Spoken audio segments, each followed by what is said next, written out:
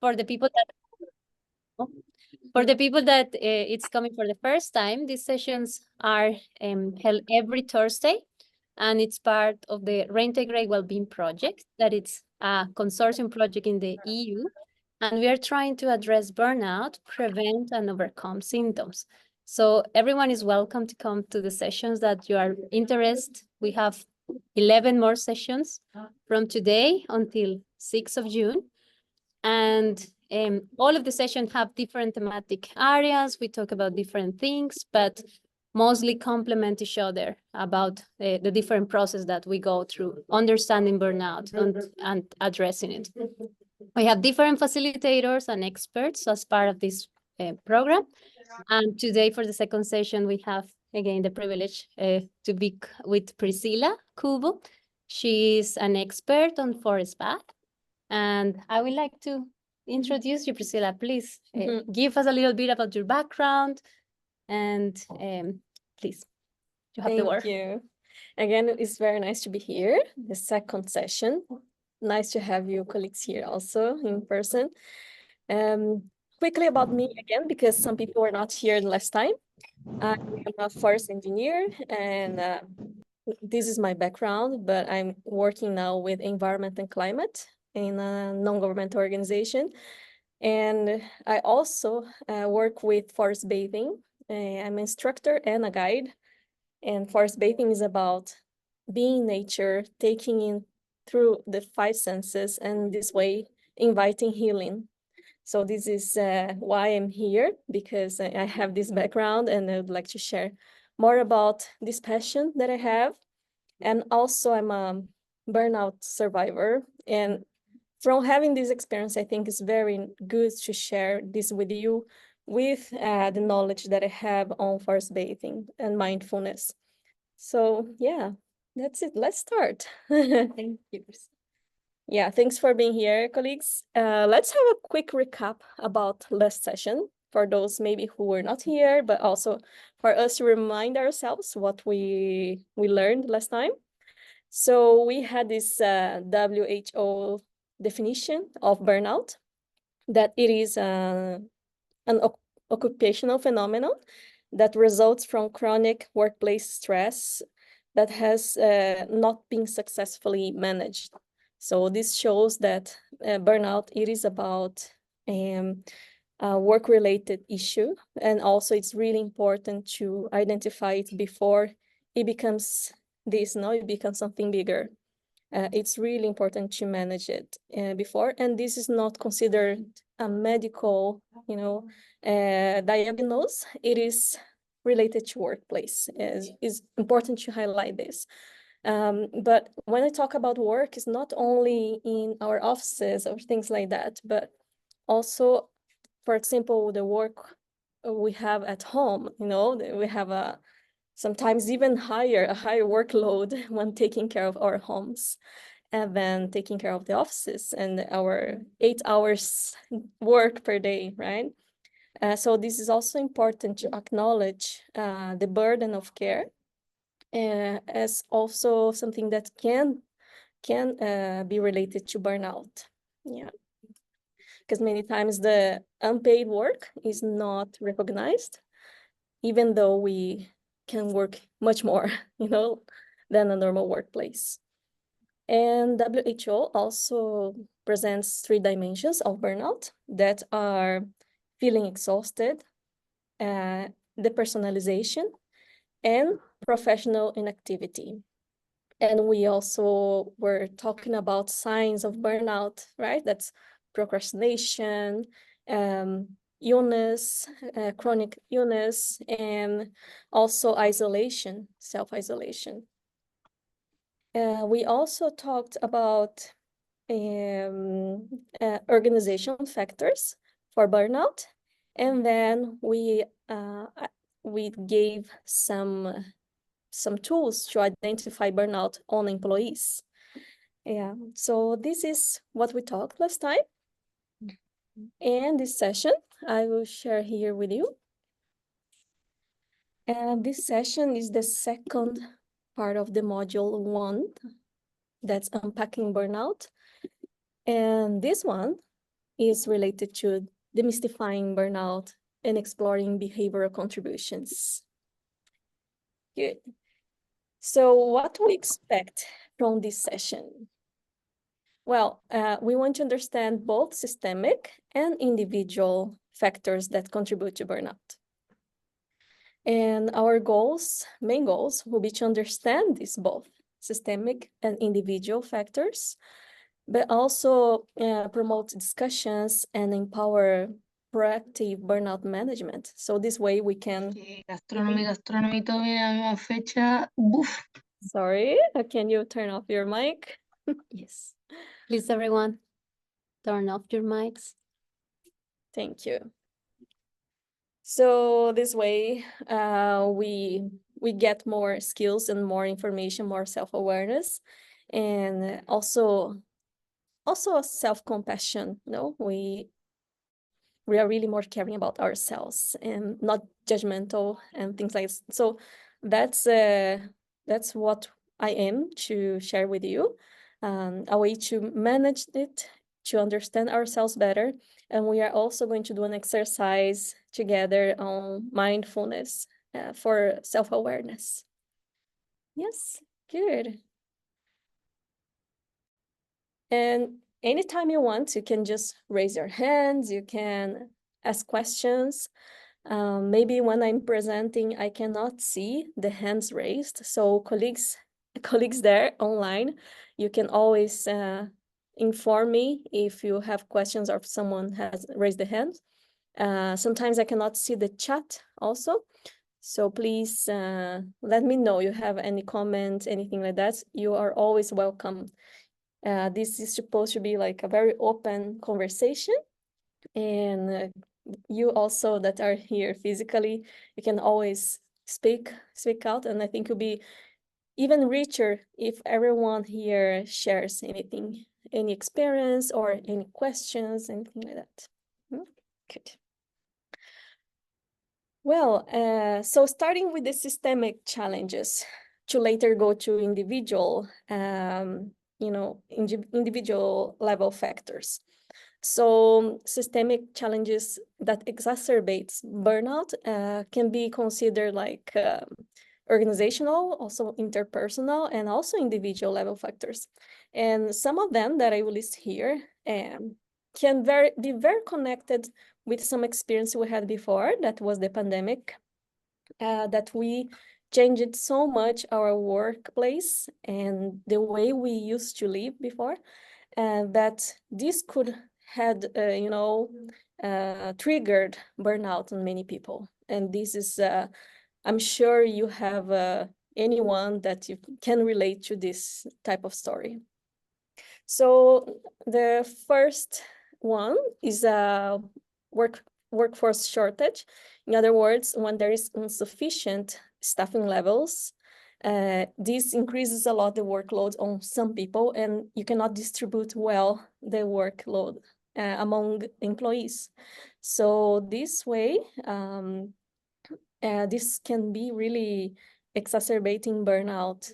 Can be because of lack of budget, but also lack of organization, lack of planification, and that few people do many tasks and many roles. No. Another factor is increased behavioral health needs.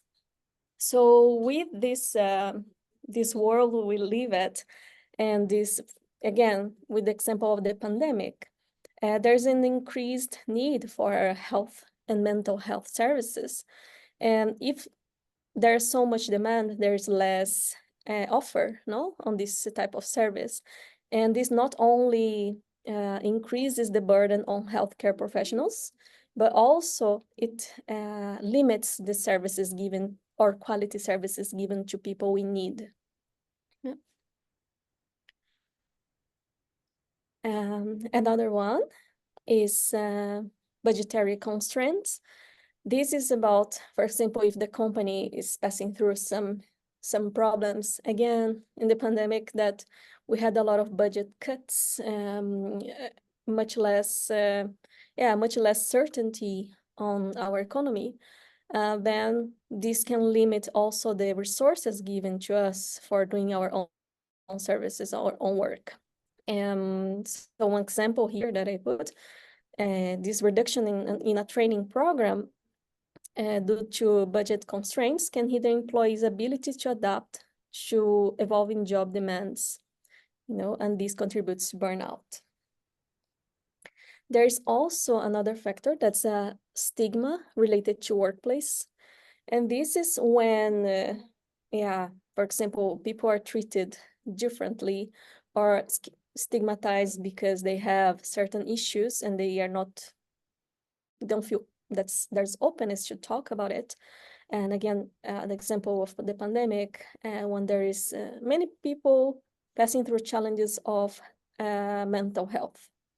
They were anxious, they didn't know about tomorrow, about the future, and about their work. But not all workplaces, they encourage us to talk about these certain types of problems, of mental health, which may lead people to more isolation and to not dealing with these issues, no?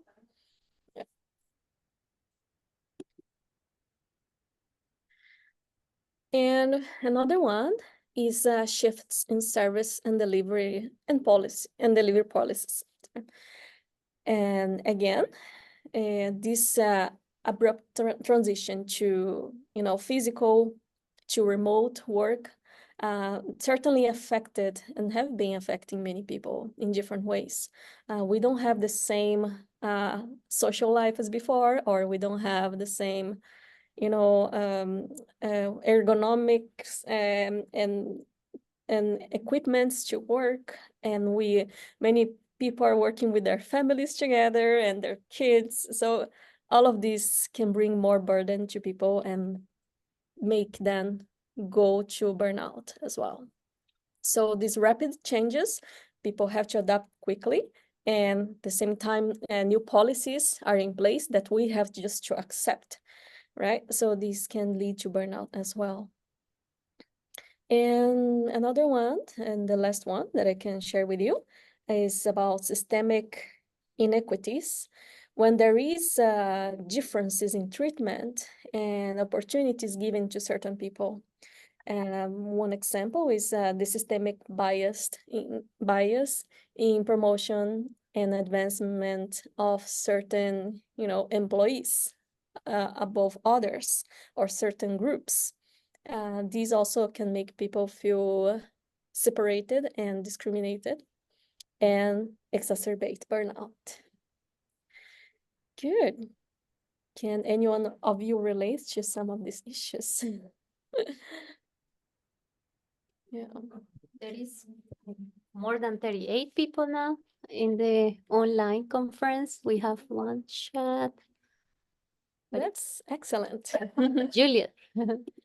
But I don't know, feel free to interact by the chat. Yes. Is there anyone that wants to share any other systemic challenge that you think about that exacerbates burnout? Beyond this one that I listed here? I think maybe organization skills, like how to be more organized with your time. If you're not planned out your different tasks, maybe this can doesn't allow you to do things more what's the word? Yeah, like you see too many things and you don't know where to start, and you kind of blind yourself, smoke yourself, so you start getting stressed. Yeah. Thank you, Marco. Yeah, I agree. And I think can also be connect to culture, right? The culture of the company, but also the culture of the community. When we don't like to be too organized or too thinking about long term, only short term or things like that. Yeah, I agree. I can share something. Yes, I please. think, I don't know if you mentioned that, but it's also about the team that you operate with. Sometimes you work with people who abuse your efforts, and because you are so passionate about the job and you give it to the maximum, they take advantage of that. They start like overloading you with tasks. So that's also, I think, something that we face in the job. That's very true. Thanks for sharing. Maybe you heard colleagues from online? Yes? Yes, That's great. I agree with what was said, and I just want to add that sometimes, of course, in every organization that you work, you have relations of power, and of course, this can have an impact when you use your power to abuse your workforce. So sometimes it can be like one of the major factors that can lead to burnout, of course. I think this is one of the basics, actually. Yes, I agree. Thanks for sharing, both of you.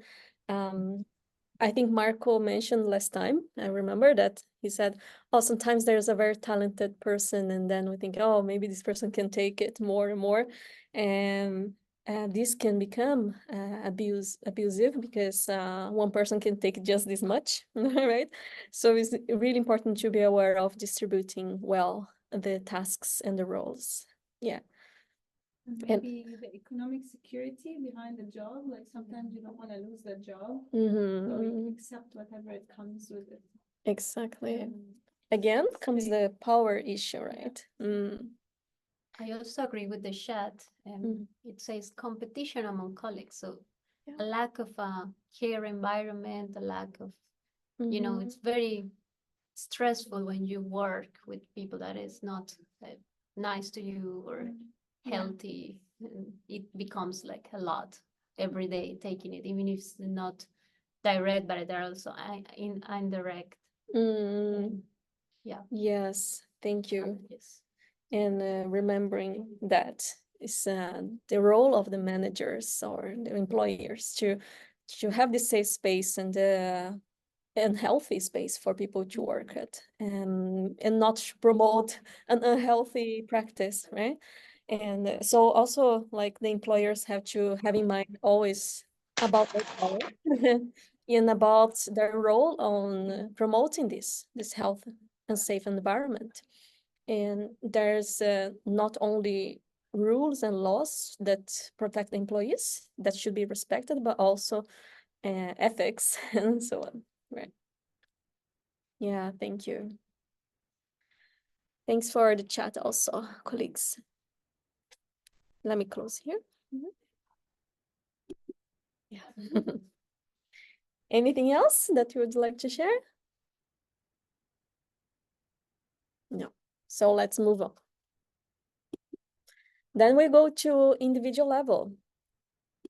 And again, there are so many things, so many traits that we have that can, we cannot say that triggers burnout. It just contributes, no?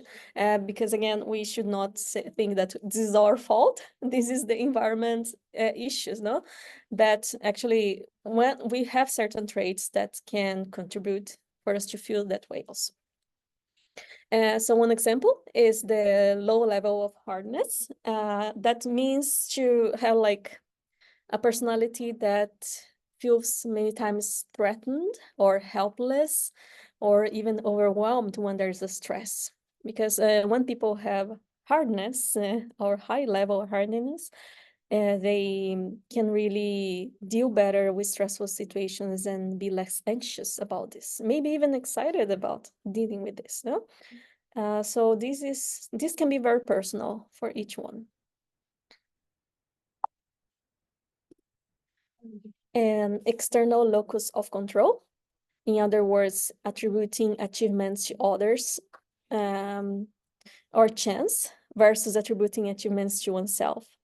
So many times I think it also can be connected to self-esteem when we don't really trust that you did a good work and you don't acknowledge yourself enough. And then you say, no, this is as luck. This was something that, no, was not really me, it was other people that did. It is important to be humble, but at the same time, acknowledge that we do a good work. Yeah. Yeah, so this one can even lead us to a sense of helplessness, yeah, and a sense of unworthiness as well. And as I said, it's the self-esteem. This can impact other areas in our life, no? But this is about lacking confidence in our abilities. And so this makes us feel like, again, unworthy, not valuable in the company or in our work, that we don't really contribute or things like that, no? And this avoidant coping style, I must say that I have some of this because it is about responding to stressful situations passively rather than actively. In other words, like thinking, oh, I'm not really stressed, or this is not really a big deal. Let's just burn them, and it's not a problem. And when you see there's like a huge pile of things that were not resolved. So we should avoid this because this can really bring burnouts to, in a situation that you least expect, because you are already so tired or so overwhelmed that because you didn't deal with this before. Yeah. So this also is related to procrastination, to leave it for later because this is not really a big deal. Yeah. So it is having this in mind. It is really important. Can you turn off the mic, please? I don't know who is it. Yeah, thank you. Sometimes we forget. Well, so it is, again, like recapping from everything we talked here last week and this week, it is really important to detect the first signs of burnout. This is because burnout comes from a prolonged period of high stress levels. And it is so important to see the early warning signs, and these things should be treated more holistically, no? And this is not only our role, but also, again, the employers or the managers' roles. Anybody said anything? No, I think someone have problem with mic, so I'm doing in off, no problem, no worry. Thank you. Thanks for helping with muting. Yeah. And so remembering everything we talked here, that we have now some knowledge and understanding of identifying personal behaviors linked to burnout. And some of them, like, is not only about fatigue or decreased work performance, but also emotional exhaustion and this lower level of sense of accomplishment and disconnection, right?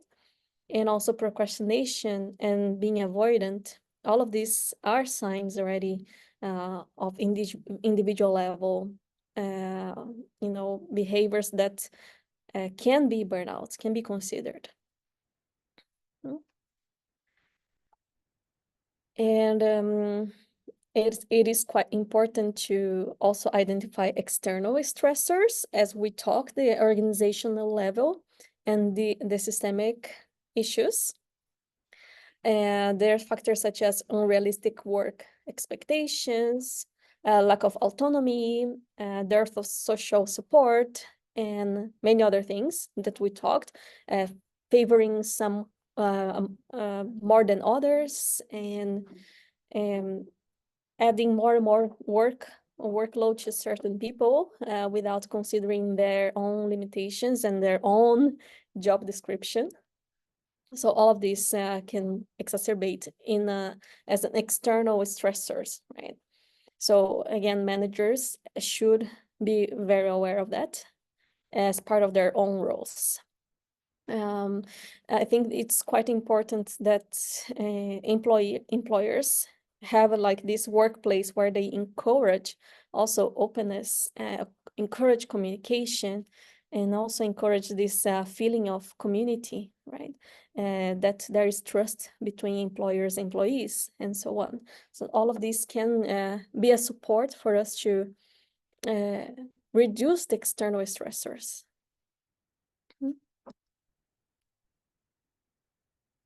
And this is something I really like to talk about, these following slides, because I think this is really my passion. Understanding self-care routines and identifying them, because it's quite easy for us to, you know, every day we do our work and then say, okay, I exercise, I will go to the gym later, I will see my friends later, and when we see it's already 1 month or 2 months or 3 months have passed and we didn't give us any time for it. It's quite easy, quite common that this happens, unfortunately. But we should not neglect these needs, because it is not only about, you know, eating, sleeping, and exercising, but it's much more than that. It's about taking care of ourselves, of what we like to do, and do these certain recreational activities together with friends or family, and integrate this in our practices.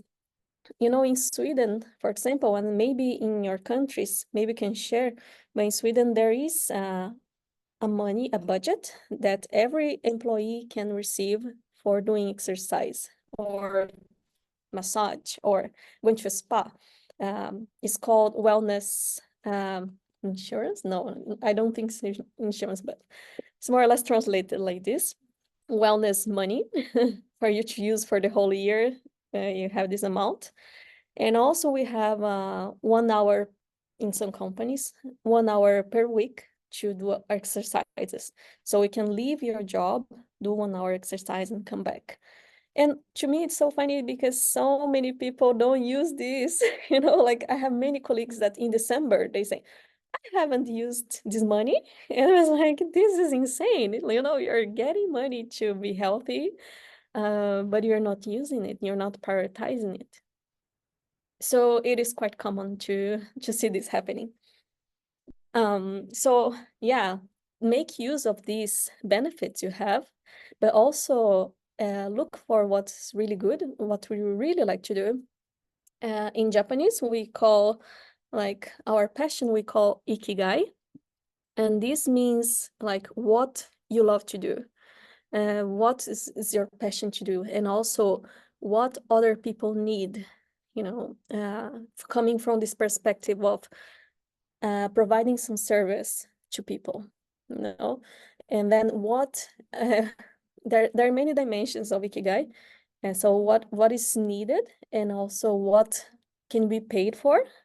And so you put everything together and you identify something that you really like and you can do for the rest of your life. Finding this motivation to live, I think ikigai can be translated to that, your the reason for you to live. And it can be something small, but can be something also very big. For example, you like to drink tea with and talk with friends. So this can be a small ikigai that you can cultivate along your days and your life. And then you can find out more and more about your own ikigai for this to, like, while this increases in size, increases in importance, and then it can become something that you are working with, or something that you do outside your job, but still you're like, you have passion for it, helping people, being better people, these kind of things. Yeah. And yeah, this is also some area that I really like, is about developing skills in self-awareness and self-compassion. So this is about understanding our thoughts, our emotions, you know, our reactions in situations. What triggers us? Why do we get very, you know, very triggered about certain situations and the others not?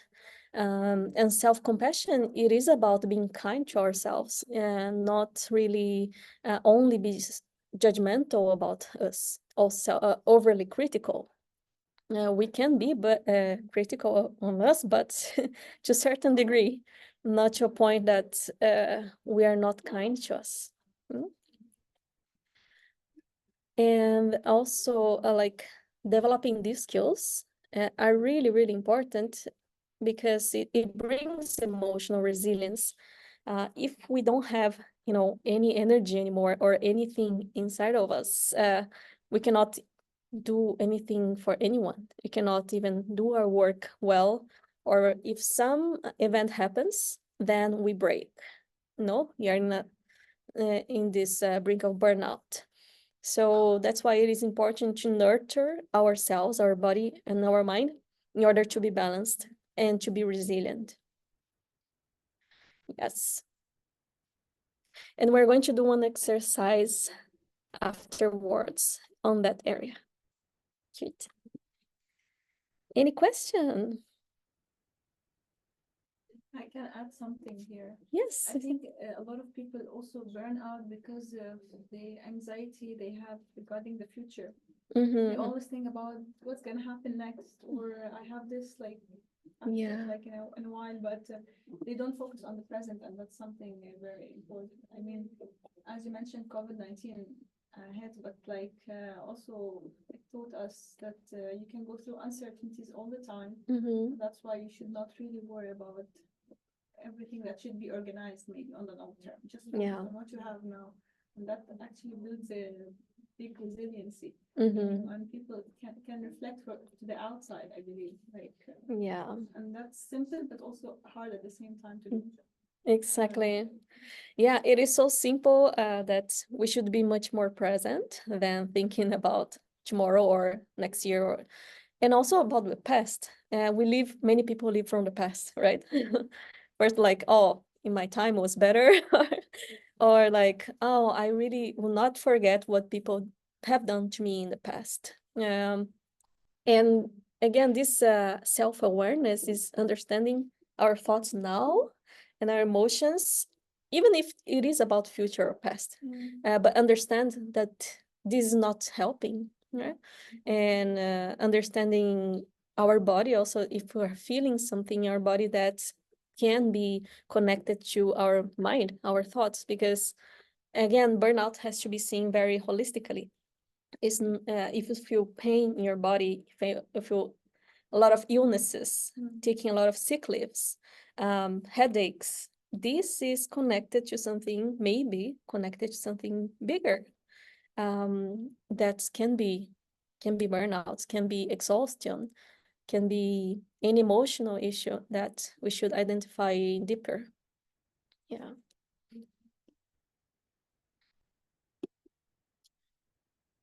And finally, we should also learn to seek support. We should be humble and know when we cannot do by ourselves. I think, or many people are like me that feel like we can do everything by ourselves and we can solve ourselves. And yeah, things are easier if you do, or things like that, or we don't want to,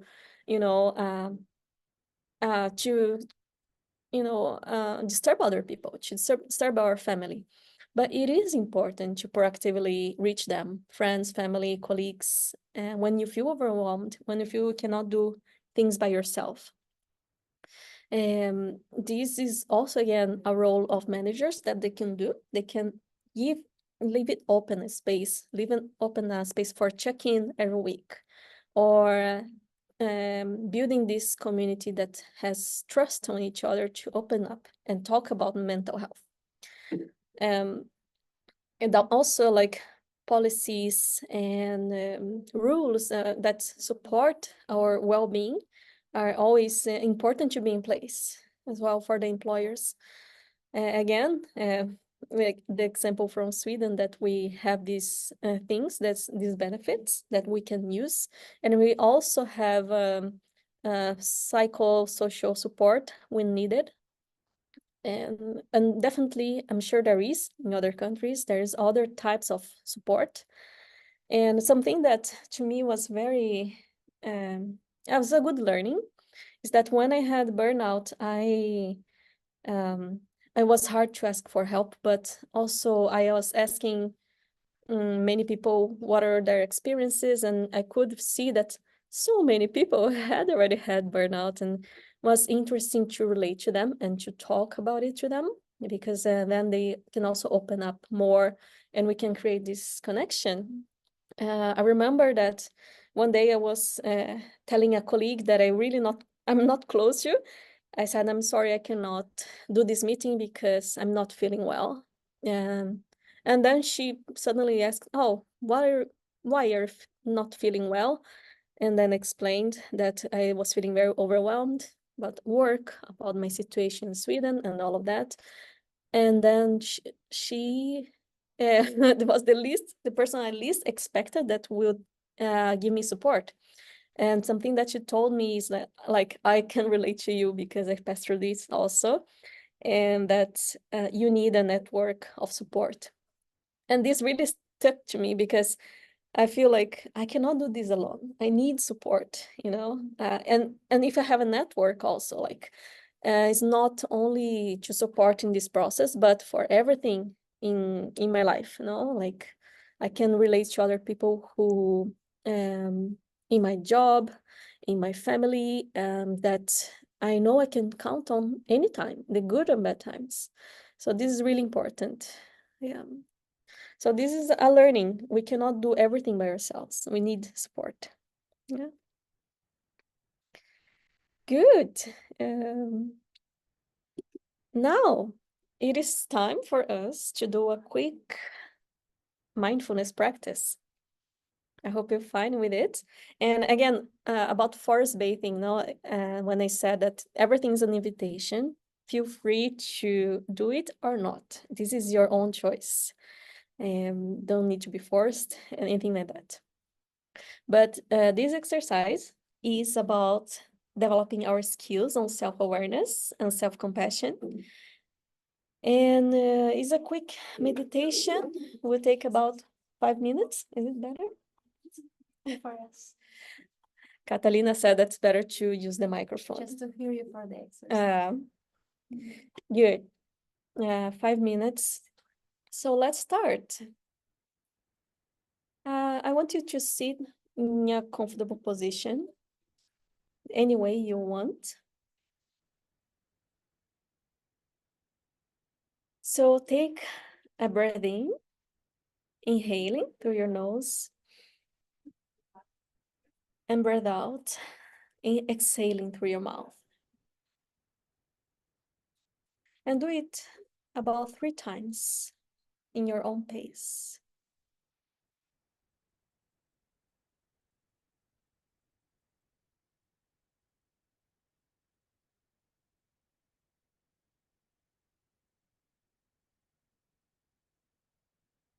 Good. When you feel ready, you can just close your eyes so you can be more present and paying attention to your own senses. So now that you're sitting down, I want you to observe and feel your body. Is there anything here in your body that you feel tense or you feel relaxed? How is it?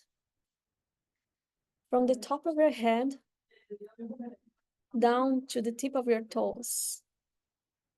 I would like to scan your body slowly and identifying muscles and even joints. Anything that, any sensation you have, can be tense, can be fresh, or can be cold or warm.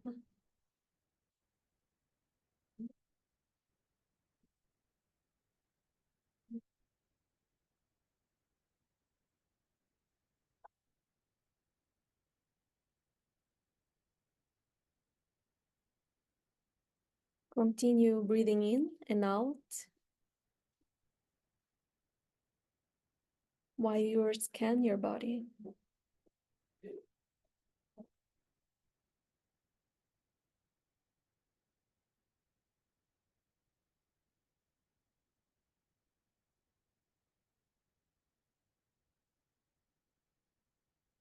Pay attention at your posture. Are you really comfortable?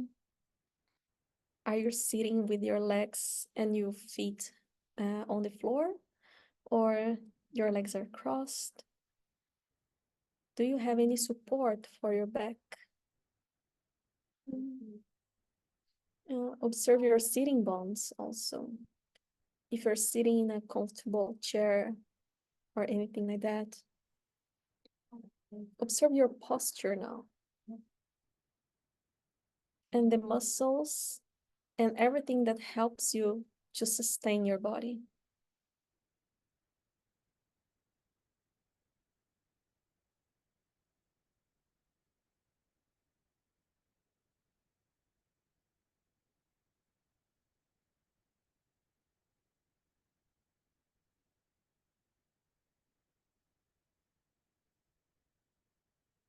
Do you feel any pain or do you feel any discomfort?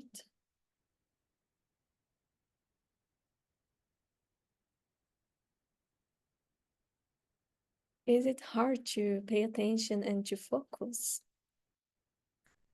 I want you to pay attention now to your thoughts, everything that's passing through your mind. And put them in like clouds, the clouds in the sky. Put each thought that's passing through your mind as every single cloud on the sky. And observe them. What thoughts pass through you? Don't ignore them, just let them happen.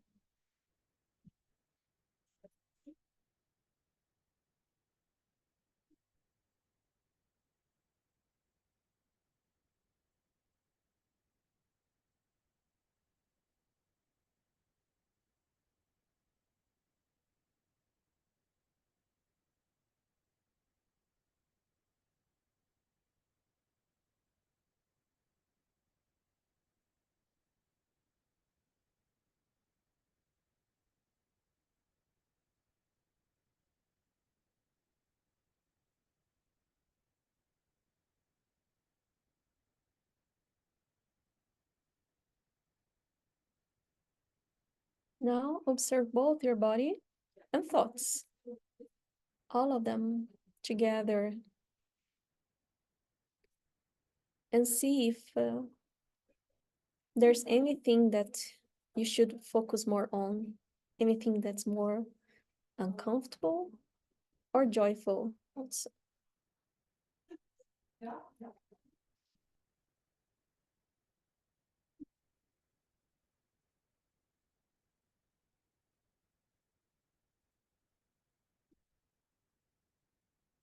And when you feel ready, just open your eyes. Very slowly.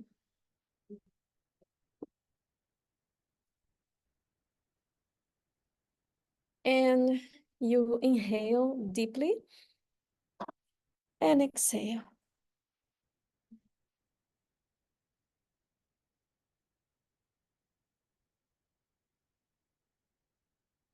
Again, inhale and exhale deeply. Feel your body moving, your chest, your belly. And you can exhale through your mouth.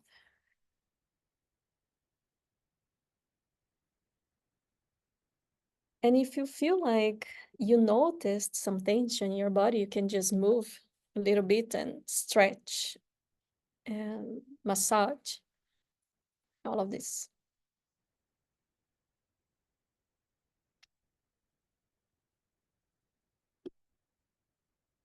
Good. How did you feel? Does anyone want to share anything? Feels really good, and always when I do these exercises, I always see how hard it's not to think of something else, like all these intrusive thoughts that you have every time to say, okay, thank you. Now I want to focus on body, or yeah, it's really hard. Thank you. Yes, it is hard. It is hard to also do all the things at the same time, focusing your body and then your thought, and then I really like the image of the thoughts in the clouds. It's really nice. no, thank you. Yes, I see a hand raised. Yes, I think it's so important for clarity and to just calm down from the stress that is just overtaking. So thank you for the exercise. That's very important to always keep on reminding ourselves that this is very important. Thank you, Dana. Good to hear. Yes, I think I wish I do this every day. There's so much tension, so much rushing at work, and I feel the stress on my shoulders. It's like so many things that you just accumulate. So thinking that the exercise makes me feel so calm and like relaxed after I was moving my neck and massaging, and like I should do this every day, just to calm for 5 minutes and have a peace of mind, and then you can focus, go back to work. But I think it's very good that we all try to do this at least 5 minutes every day. I agree. Thank you, Kata. Yeah, I also feel like a lot of tension comes to my shoulders. And when I get more aware, this exercise to be aware of our body, then I feel, oh, I was really tense, so I have to do something about it. And that's the purpose, for us to observe more, see the body signs before anything bigger happens. No, we should take care of ourselves. Yes. And we are almost reaching the end, but before that, I'll just quickly ask you that's like, what strategies do you have in your life now for handling and not allowing burnout to happen?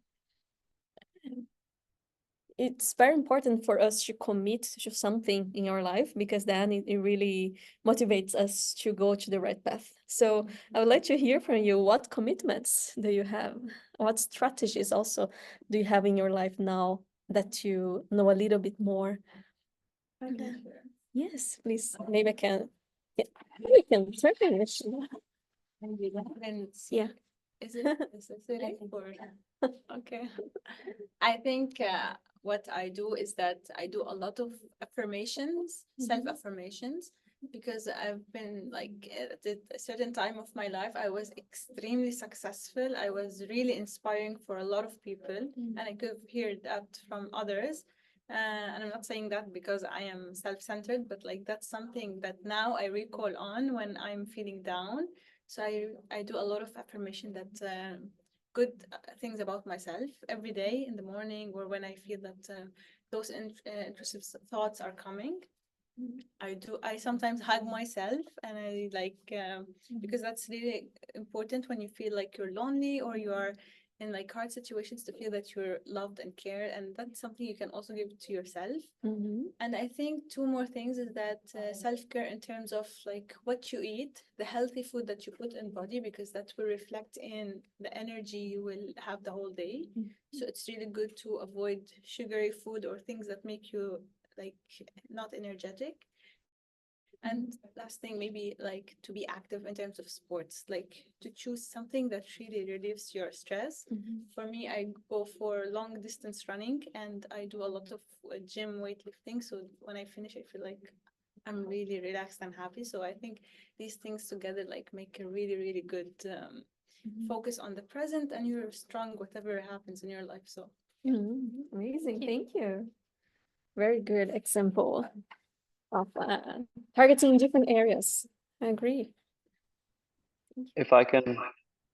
Yes. Yeah, I think it's the same as you were saying. Like, it's important to have a life outside of the office, and have some, hobbies or something that puts your mind at peace. Some people like running, some people like gardening, whatever. The point is that you have something that kind of puts you into peace. You can do meditation as well, whatever. And also exercising and eating well, like as you said. I sound like my mother, but it is important to exercise and to eat healthy, because it does help you throughout the day. If you're just, I mean, I remember in my past job, it was from 9 to 9. And you would just go home, prepare whatever. It was quick because you're tired from the whole day, and then you sleep it off, and then you wake up at 7 again, and then you're off to work. So this is not a healthy routine. This is just working for working. You know, it's supposed to be working for something else, something that you like, or you have other things in your life, and work shouldn't be your life. You know, this is what gets you burned out, because this is not sustainable. So if you think a little bit more about yourself, you try to exercise. In my case, I run, and this is for me like my piece, or where I can think about something else, or even on some things of work, but it allows me to kind of order my ideas and so on. So I think it's important for everyone to have something. Yeah, thank you. Yes, have time for ourselves. Good. Yeah, that's for sure. I'm thinking also how is important to say no also on the workplace, or like my strategies. I have a work phone. As soon as I finish my work day, I switch it off, and that's it. And my rule is I'm not going to check it till tomorrow.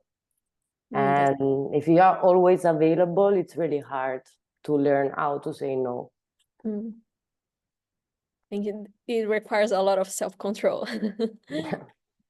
Yeah. Great that you can do it. And I think for my Swedish colleagues, please take the healthcare allowance because to me it is so insane that people don't use it. Yeah. Is it something that in other countries maybe you guys can share? What is, you don't know, like different things that your office offer, or the government, like some rules, some policies? Is there anything like psychological support or wellness support?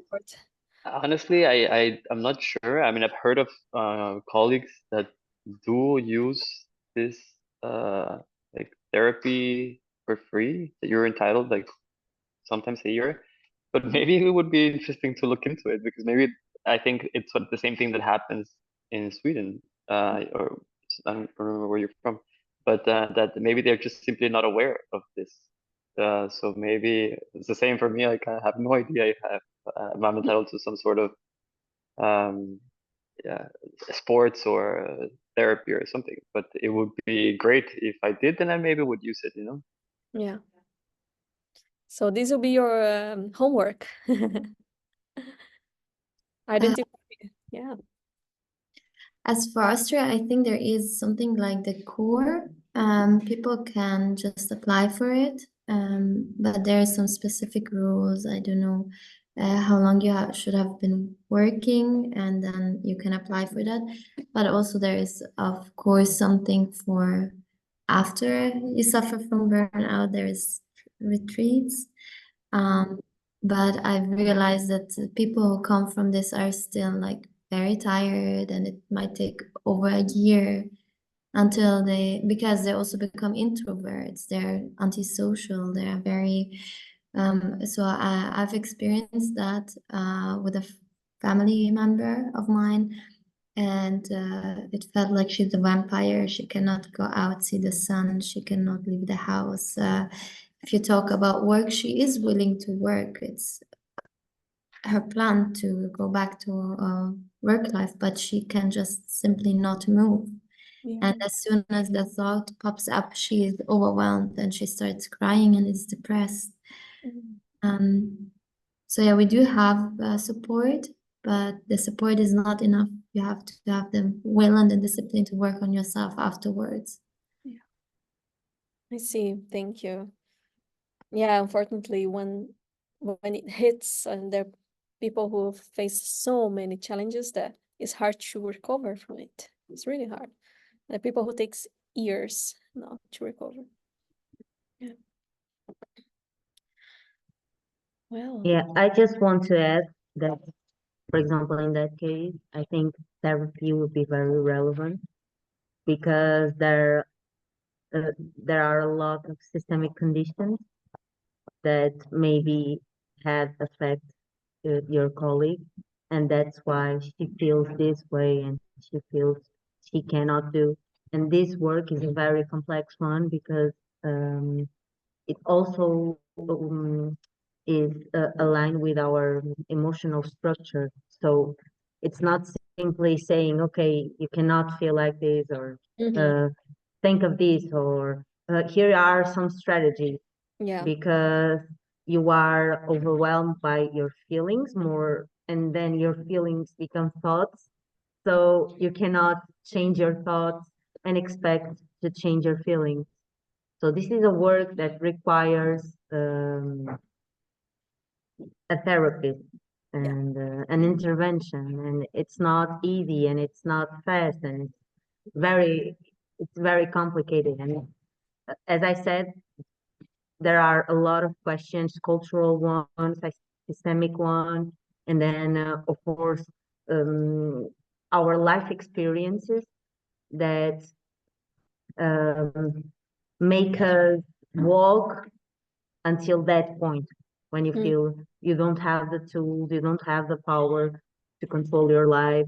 And yeah, I think it's very important to be aware of this. Of course, self-care strategies are very important.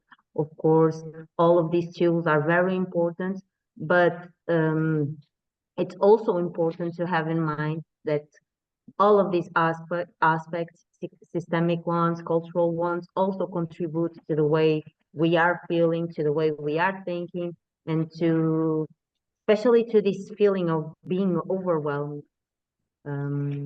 Yeah, and I think this is also very important. And by this, I want to say it's important that also the system recognizes this, so we can have changes in terms of, for example, public access to mental health services, and also, of course, in organizations. Thank you. Yes, very important to acknowledge that's a multifaceted nature, burnout, and we need all sorts of tools. We need to see it holistically, and I think these kind of sessions are important because of this too. Not only one thing, but this is part of many main tools that we can have to manage burnout. Thank you. Thank you, Priscilla. Thank you so much. We're wrapping up the session, but I want to say thank you to everyone that attend here in person and online. Please don't miss the next session. It's going to be only online. And Ines is going to talk about different behavioral recursions within the workplace. Exactly. So we were going to go a little bit more in deep on external contributors. And please invite anyone you think will be benefit from these sessions, and someone that maybe need and can get some knowledge about it. I'm very happy to see that today we were almost 40 participants all around Europe, and it's very nice to create this space this time. It was very nice, Priscilla. I really appreciate having the time for ourselves, taking care of ourselves in the workplace. So thank you, everyone, and have a great afternoon. Thank you so much, everyone. Good to have you here for these 2 sessions. And I will be there also next session. Yes. Thank you, Priscilla. Thank you. Thank you so much, everyone. Thank you. Thank you. Yeah, you can do.